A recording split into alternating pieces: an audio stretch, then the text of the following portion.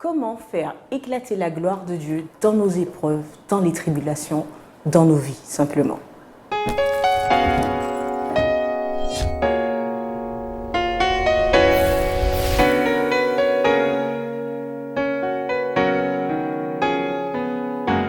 Bienvenue chers amis dans votre émission, autrement dit c'est avec plaisir que je vous retrouve et ce en compagnie d'Eddie Michel et de José que nous accueillons avec plaisir pour cette édition et d'ailleurs qui partagera avec nous les 2 prochaines études autour de Néhémie Esdras. En tout cas, sont trop à l'aise. Merci. Particulièrement et Eddie Michel, je suis un habitué mais néanmoins bienvenue à vous deux. Merci. Alors, nous allons poursuivre les échanges autour des livres d'Esdras et Néhémie. Et il est vrai que nous avons pu voir le retour du peuple d'Israël à Jérusalem, la reconstruction qui a été faite de la muraille et également du temple. Voilà, tout est fait. Néanmoins, ça n'a pas été simple. Il y a eu beaucoup de revers, de difficultés. Ils ont à un moment, on l'a vu lors des précédentes leçons, remis tout cela à Dieu, reconnu leurs erreurs, reconnu les torts des ancêtres, des aïeux. Et ils ont voulu renouer, faire alliance. Alors par rapport à cela, et pour débuter l'étude du jour, pour nous aujourd'hui, comment être conscient de ce que les ancêtres ont pu faire? C'est vrai qu'on a abordé, mais on n'a pas abordé ce volet-là. Comment être conscient de ce que les ancêtres ont pu faire afin de ne pas reproduire les mêmes erreurs pour arriver au même résultat? Pour moi, c'est une très bonne question, mais si la réponse était simple, le monde ne serait peut-être pas dans l'état où il est là aujourd'hui. L'être humain travaille et fonctionne par mimétisme. Et on se rend compte que de génération en génération, dans certaines familles, on reproduit le même schéma, les mêmes erreurs. Parfois on est conscient de cela et parfois ça se fait de manière inconsciente. Le peuple en question est conscient que les ancêtres n'ont pas fait ce que Dieu voulait. Ils sont conscients, mais Dieu l'avait dit aussi au travers du prophète Jérémie, il avait dit aussi au travers de différents prophètes que après, pendant cette période de captivité, ils vont rentrer en eux-mêmes, ils vont comprendre leurs erreurs et ils vont vouloir aussi servir Dieu. Donc Dieu l'avait dit. Donc je pense que dans les échanges, dans la souffrance, dans tout ce qu'ils vont vivre, ça sera aussi pour eux une manière de rentrer en eux-mêmes. Je suppose qu'ils vont vivre des choses difficiles, des choses où parfois ils vont soupirer après Dieu. Parfois il faut cela pour pouvoir rentrer en nous-mêmes et reconnaître que nous ne sommes pas meilleurs que la génération qui nous a précédés. Okay. Et on risque de faire aussi les mêmes erreurs. Alors, quelle est la part de responsabilité du peuple et en parallèle, quelle est notre part de responsabilité? Alors bien sûr, chacun a sa part de responsabilité. Alors lorsque l'on vit en groupe, puisque nous vivons en groupe, il y a aussi interférence dans les actes que je pose et qui vont influencer, qui auront un impact, qui auront une influence sur ce qui m'entoure. Maintenant, je dois prendre conscience de tous ces éléments. Et je pense que l'un des éléments clés que la Bible fait ressortir, c'est justement s'en remettre à Dieu. Et il me semble qu'à plusieurs reprises, que ce soit Néhémie, mais aussi Esdras, ils ont observé leur propre incapacité à faire avancer les travaux face aux luttes, aux difficultés, à l'opposition des voisins. Ils se sont remis à Dieu, ils ont fait confiance à Dieu, ils ont invité le peuple à prier, à jeûner, parce que pour lui, en fait, le salut, et pour inverser, en fait, les processus, eh bien, il fallait s'en remettre absolument à Dieu.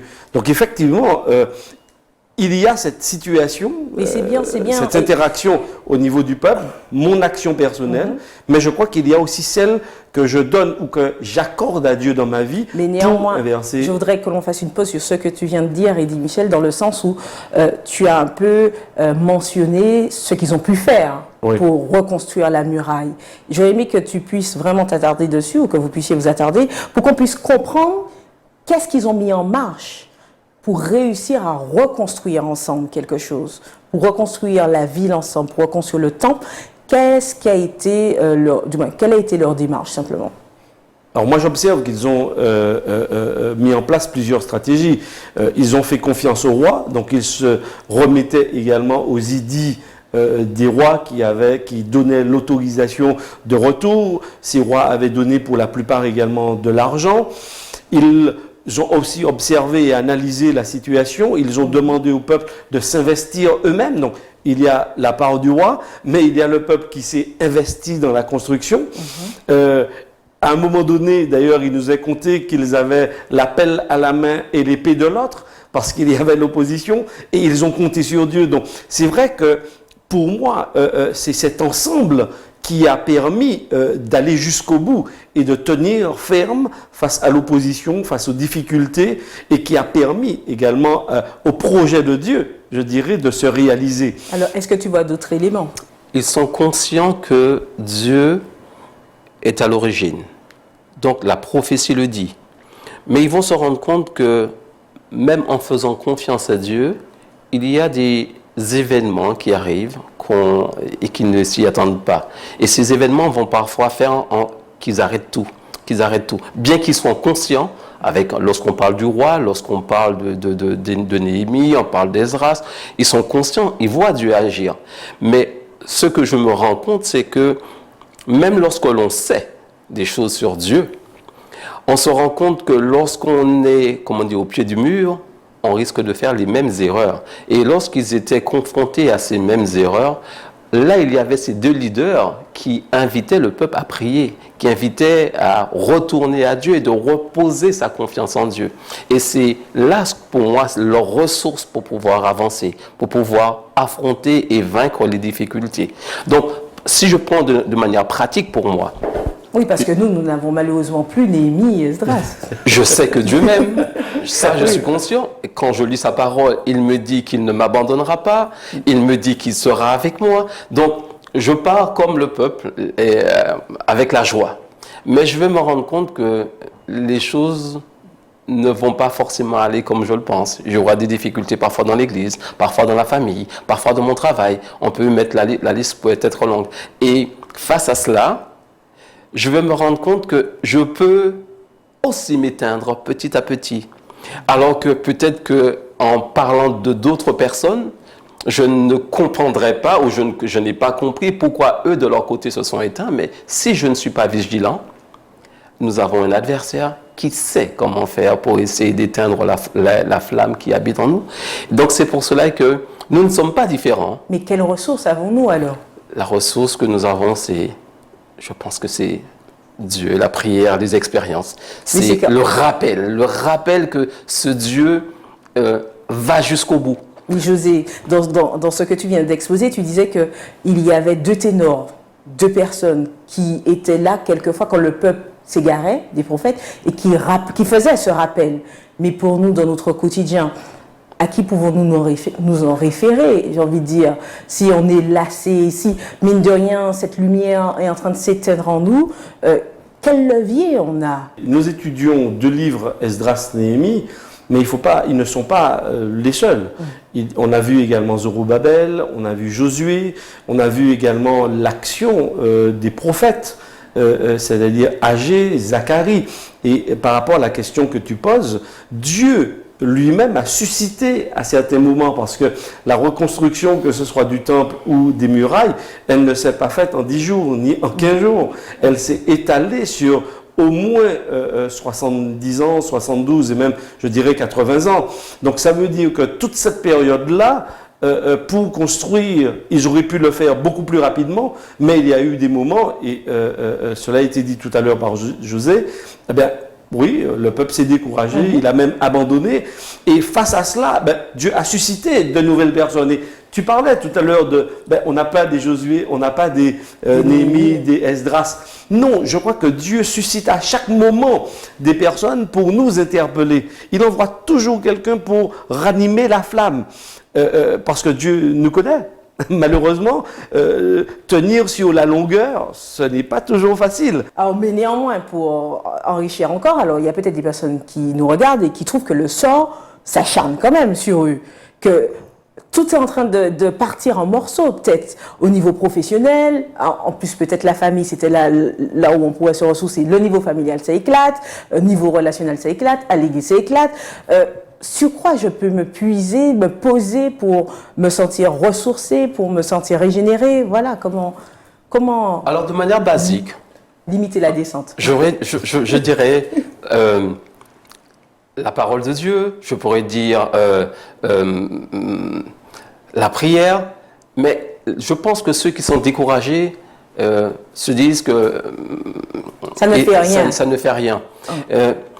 Dans cette période, il y a aussi Agé. Si on lit le livre d'Agé, et on va se rendre compte que Dieu lui-même est en train d'agir pour le peuple. C'est-à-dire qu'à partir du moment où ils mettent de côté la construction du temple, ils vont se focaliser sur eux-mêmes. Ils vont agir toujours pour leur intérêt. Et cette situation va produire autre chose, va produire la famine, c'est-à-dire ils vont travailler, ils vont s'épuiser, ils vont se rendre compte que malgré tous leurs efforts, il y a un peu de rendement. Je crois que Agé va leur dire de reconstruire le temple qui est le centre de tout, qui est la présence même de Dieu. Je crois que pour nous, c'est la même chose. Lorsque on s'épuise, lorsqu'on est déçu, on a envie de faire cette erreur, de mettre Dieu de côté et d'essayer avec ses propres ressources. C'est normal, c'est humain. Et là, c'est une erreur. La Bible va nous dire, non, de se sonder, d'essayer de comprendre aussi ce qui ne va pas, de voir si l'intérêt premier n'est pas toujours moi. Tu appelles à une introspection alors, José? Dieu m'invite à une introspection. Il m'invite à cela. Alors, quand j'ai fait cette introspection, que Dieu m'a permis de mettre le doigt sur ce qui ne va pas, et que malgré tout, ma vie est une win, du moins, j'ai l'impression qu'elle est une win, que ce soit au niveau relationnel. Je peux avoir une relation avec un enfant où ça ne va pas, je peux avoir une relation conflictuelle au travail, il peut y avoir plusieurs incendies comme ça dans ma vie. Comment je peux réussir, à l'image du peuple, à reconstruire, à rebâtir? Dans l'histoire qui est sous nos yeux, que nous remettons au goût du jour, il y a des éléments très intéressants. Et c'est bien parce que on prend morceau par morceau, mais en même temps, on a la possibilité d'avoir l'ensemble de l'histoire. Nous savons qu'elle a commencé, nous savons que ça n'a pas été facile, mais n'empêche qu'il est intéressant d'observer qu'ils ont achevé la construction, non seulement du temple, mais aussi la reconstruction des murailles. Et par rapport à la question que tu poses, je dois aussi, en m'appuyant sur Dieu, avoir la certitude qu'il y a une fin à tout cela. Oui, je peux me sentir au plus bas aujourd'hui. Je peux ne pas avoir les ressources nécessaires pour me relever.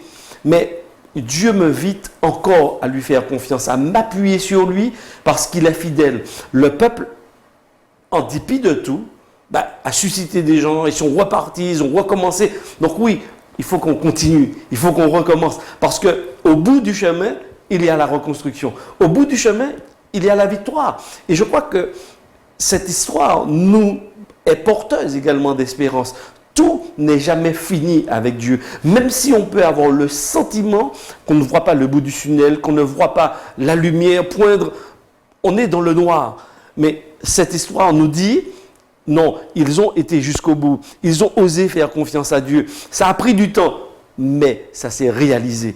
Et je crois que c'est réconfortant, c'est rassurant pour nous de savoir que quelles que soient les difficultés, les problèmes auxquels on peut être confronté, Dieu va amener et il va nous relever à un moment donné. Je vais loin aussi par rapport aux propos que j'entends. J'entends faire confiance à Dieu. Comment faire confiance à Dieu quand on a perdu confiance?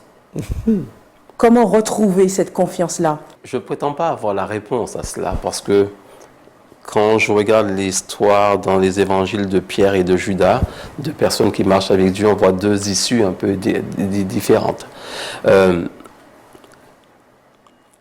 En tant que sportif, lorsque l'on court et qu'on a un trajet, c'est-à-dire il y a un nombre d'examens pour voir les aptitudes, et on va dire à quelqu'un, tu peux courir à telle vitesse pendant tant de temps. On le sait. Et parfois, lorsqu'il y a un parcours à faire, On court pendant un certain temps, bien la natation, on peut prendre la natation, la même chose, et on est fatigué. Au départ, on sait qu'on a entendu qu'on peut arriver jusqu'au bout, mais on commence à ressentir l'état de fatigue, on commence à sentir l'acide lactique dans le corps et on a envie de s'arrêter. Et on se dit, est-ce que l'analyse qu'on a fait de nous, est-ce que c'est la bonne? Est-ce que réellement on est en mesure d'aller? Et là, on commence à douter, Et plus on commence à douter, plus on va commencer à sentir la fatigue et vice-versa. Et parfois, on va s'arrêter. Et lorsqu'on va s'arrêter, on va se rendre compte que finalement, on n'était pas loin du but. C'est vrai que si on connaissait le parcours d'avance, on aurait pu continuer jusqu'au bout. Mais malheureusement, dans nos vies, nous ne savons pas ce qui se passe demain. Par contre, ce Dieu qui connaît, il nous invite à lui faire confiance. Il nous dit qu'il a des projets de paix, de bonheur pour nous. C'est vrai que lorsque nous vivons, lorsque nous passons par des moments difficiles, ce qui compte pour nous, c'est l'instant T. L'instant T. Si on savait que dans 3 semaines, dans 1 mois, dans 6 mois, tout allait être réglé, on pourrait encore avoir un peu de force pour aller. Mais on ne sait pas jusqu'à quand. Et justement, dans cette incertitude, Dieu nous dit de nous poser dans la confiance en lui et dans l'amour qu'il a pour nous. C'est parce qu'on expérimente quelque chose avec Dieu que lorsqu'on n'a pas l'issue finale, lorsqu'on n'a pas de force, qu'on se dit, Seigneur, même si on n'a pas de force, alors on essaye de vivre à l'instant T. Et Dieu nous dit dans ce moment-là, ne regarde pas à toi, décentre-toi, tourne les yeux vers moi et c'est moi qui te donne la force. Tourne tes yeux vers quelqu'un d'autre, aide quelqu'un d'autre. Tu verras que tu peux encore endurer. Donc, je n'ai pas de réponse précise, mais je crois en disant que c'est la confiance que j'ai en Dieu et de ce que je vis avec Dieu qui me permet d'espérer un jour de plus. Parfois, Dieu ne me demande pas de regarder à une semaine. Il me dit, regarde un jour à la fois, un jour après l'autre, un jour après l'autre, de façon à ce que tu prennes la confiance jour après jour. Merci pour cet élément de réponse, José, et ça permet de voir, à contrario, j'ai envie de dire, le comportement des Israélites. J'aime bien le peuple d'Israël parce qu'ils sont riches d'enseignements. On voit que pour faire confiance à Dieu, il faut faire un pas. D'accord, jour après jour, tu dis qu'il faut pouvoir vivre à l'instant T, quelque part. Dieu a fait la promesse au peuple d'Israël, dans le futur, dans 6 mois, où Dieu leur a fait la promesse que la ville sera reconstruite. Ils étaient à Babylone. Mais voilà que certains, malgré cette promesse que Dieu a pu faire, n'ont pas voulu participer à ce voyage pour reconstruire Jérusalem et reconstruire son temple. Selon vous, quelles étaient leurs motivations et pourquoi? Eh bien parce qu'ils ont pris des habitudes. Ils sont nés à Babylone et bien sûr, ils ont pris racine, ils ont développé commerce, ils se sont installés. Et bien sûr, ce n'est jamais facile de quitter l'assurance que l'on a pour aller reconstruire un territoire que l'on a perdu. On sait ce que l'on laisse, mais on ne sait pas ce que l'on va trouver de l'autre côté. Et effectivement, et c'est en lien aussi avec la question de toute précédente. Totalement, de la confiance. Bien sûr, parce que, en fait, Josué, Zorobabel, Néhémie, Esdras, en fait, le trait commun, c'est qu'ils ont cru à la parole de Dieu. Ils ont cru que Dieu avait un plan et que ce plan, il suffisait simplement d'y entrer, d'y adhérer pour qu'il puisse se réaliser. Donc, avec joie, certains sont entrés, mais certains sont restés sur le bord du chemin, se posant des questions, se disant, est-ce que c'était pas des illuminés, quelques fous, indépendamment de la parole de Dieu. Donc eux, il y a une partie qui a osé croire que c'était réalisable, parce que c'était le projet de Dieu et que Dieu irait jusqu'au bout. D'autres ont dit, indépendamment du plan de Dieu, indépendamment de ce que Jérémie avait annoncé et autres, sûr ou pas, la vie était quand même très intéressante. Donc c'est vrai que ce n'est pas toujours facile. Et on voit que c'est un groupe quand même qui est revenu pour entamer la reconstruction, etc. Et bon nombre de déportés étaient restés à Babylone. Alors, mine de rien, est-ce mal de ne pas prendre cas des promesses de Dieu? Dieu a dit ses affaires. Dieu a dit ses affaires. Dieu a dit ses affaires. Je fais mes affaires. Alors, ils sont restés un certain temps en déportation. Et je crois que la génération qui a été déportée est morte sur place. Et on parle d'enfants. Et je crois que l'éducation va jouer derrière cela. Je crois que les parents ont parlé de cette Jérusalem. On parlait des promesses de Dieu, de ce que Dieu a fait pour ce peuple. Ces enfants qui ont grandi en captivité ont fait une place là où ils sont. Et là, on leur demande de tout laisser et de faire confiance à une promesse, au dire des parents. Déjà, lorsque l'on quitte la Martinique et qu'on part en France, on se rend compte que ceux qui ont vécu en Martinique, parfois ont du mal déjà à revenir, surtout lorsqu'ils se sont fait une place là-bas, lorsqu'ils ont une famille là-bas. Déjà, pour revenir déjà sur sa terre natale, parfois on prend des années, parfois ça prend du temps. À plus forte raison, les enfants qui vont naître là-bas, qui ne connaissent pas trop la Martinique, si les parents ne leur parlent pas d'une manière positive de la Martinique, ces enfants vont hésiter pour revenir en Martinique. Je crois que c'est un peu la même chose. Et c'est pour cela que ces personnes qui vont revenir, j'ai pour moi l'impression, je parle aussi déjà, ceux qui sont disposés ceux qui sont sensibles à Dieu, sensibles aux promesses. Alors peut-être que certains vont le faire pour X raisons, on ne connaît pas les raisons, n'empêche que je crois que cette génération, ceux qui sont là, sont ceux qui doivent être là, tout simplement.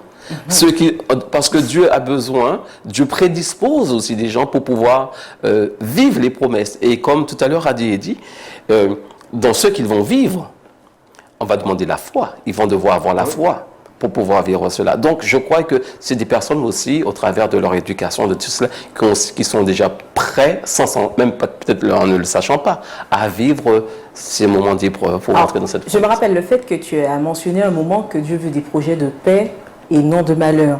Et donc toutes les promesses qu'il peut faire pour chacun d'entre nous s'inscrivent dans cette dynamique. Alors, pourquoi, à l'image de ceux qui sont restés en Babylone et qui n'ont pas voulu faire le déplacement à Jérusalem, on transpose ici pour nous, pourquoi on a du mal à adhérer à des promesses qui sont vecteurs de vie? Et quand je dis vie au sens large, pourquoi on a du mal à lâcher toutes ces habitudes de vie qui ça ternit complètement notre croissance physique, spirituelle, émotionnelle, tout ce qu'on veut. Alors, je dirais tout d'abord que tout n'est pas si mauvais sur la Terre. Non, mais j'ai l'art d'exagérer.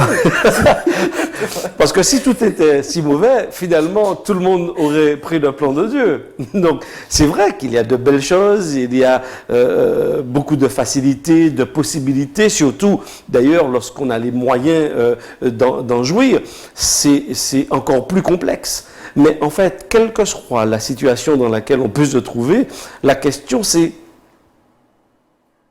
va-t-on franchir l'étape pour oser croire? Non, parce que fois, on est conscient de... Oui, mais c'est abstrait quand même. La promesse, elle est abstraite. D'accord? Alors, c'est vrai pour le peuple, reconstruire Jérusalem, mais en quelque part, ils savent qu'il y a des gens, puisque la pratique de l'époque faisait que on ne déportait pas simplement pour laisser le territoire vide. Il y avait d'autres personnes qui prenaient la place parce que ça permettait justement aux gens de ne pas se révolter. Donc, ils savent pertinemment qu'il y a de nouvelles personnes à Jérusalem. Donc, aller là, avoir des tracasseries, des problèmes. Oui, Dieu, ok, et comme le disait José tout à l'heure, si les parents n'ont pas fait rêver les enfants par rapport au projet de Dieu, leur racontant des histoires qu'ils vivent encore avec Dieu, en quelque part, l'intensité de cette confiance, de cette relation, elle s'atténue. Et donc, ceux qui viennent après, c'est beaucoup plus difficile. Et donc, je crois que au-delà de tout cela, et José en a parlé tout à l'heure, il y a une relation personnelle que je dois pouvoir entretenir avec Dieu. Et je le disais, il faut oser. Avec Dieu, il faut oser. Parce que nous restons dans des promesses. Et certains peuvent nous dire, oui, mais qui vous dit que ça va se réaliser? Qui vous dit que ça tient la route? Qui vous dit que ce n'est pas un mensonge? Eh bien, si on s'arrête sur ces questions, sur ces objections, on peut se dire, bon, ok, la vie que nous avons, on sait ce que nous avons, autant en profiter, autant asseoir, affermir ce que nous avons, plutôt que d'entrer dans un projet qui peut-être ne repose sur rien. Il n'y a aucune colonne vertébrale. Pourtant, je dirais, si nous apprenons à connaître qui est Dieu, on comprendra le sens de la promesse et on tiendra compte de la promesse. Si on ne connaît pas Dieu, ben, on ne pourra pas s'appuyer sur la promesse et entrer dans ce projet avec Dieu. Je m'appuie pour cela sur Esdras et Néhémie. Les deux connaissent Dieu, puisque les deux ont agi au niveau du peuple et ont réalisé les plans de Dieu. Néanmoins, les deux ont eu deux attitudes différentes lors du retour à Jérusalem. Esdras ne s'est pas fait escorter pour autant, alors qu'il y avait des risques, très certainement. Le chemin est long, périlleux, il y a plein d'embûches. Et Néhémie s'est fait escorter et tout, donc a assuré sa protection, en quelque sorte. Et ces deux personnes ont une vision de Dieu. Alors, dans nos vies, voilà, en essayant par rapport à ce que tu viens de dire, dans nos vies, comment faire la part des choses? Comment, quelquefois, laisser Dieu complètement agir en lui faisant pleinement confiance? Ou comment, quelquefois, faire preuve d'initiative, simplement? Je ne vais pas dire donner des coups de pouce, mais enfin... Si on connaissait la fin, on saurait par quel moyen faire les choses. Et malheureusement, on ne sait pas. Est-ce qu'en faisant escorter, Néhémie a mal fait? Je ne pense pas.